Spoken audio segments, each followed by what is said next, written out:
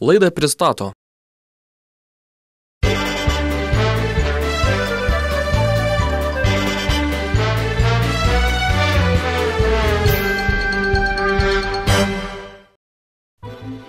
Auksinė mintis. Vakar einu gatve, žiūriu, juodaodis nešasi televizorių. Iš pradžių galvojau, kad mano, bet po to prisiminiau, kad maniškis namie batus valo. Plačiau miestelio naujienas aptars Politikų klubas. Na, sveika kolegė.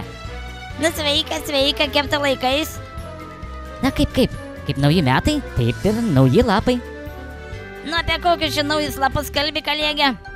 Taigi va, papūtė nauji permainų vėjai tvarkiečių stovykloj.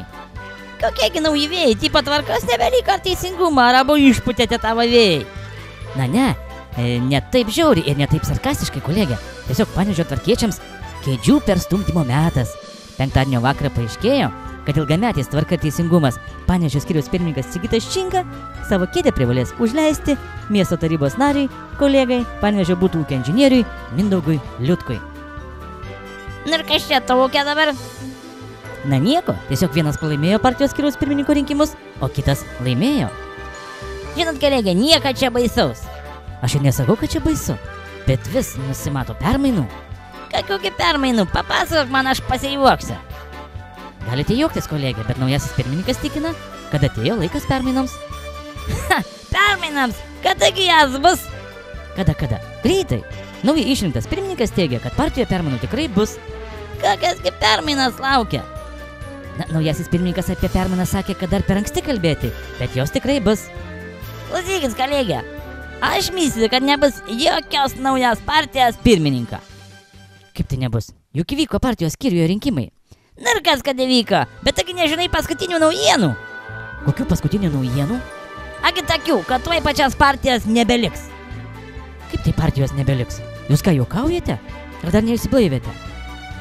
Tai tu pati atsilikus ir nieko nežinai. Jau visi kalba apie darbo partijos ir partijos Tvarka ir teisingumas jungimąsi. Kaip tai?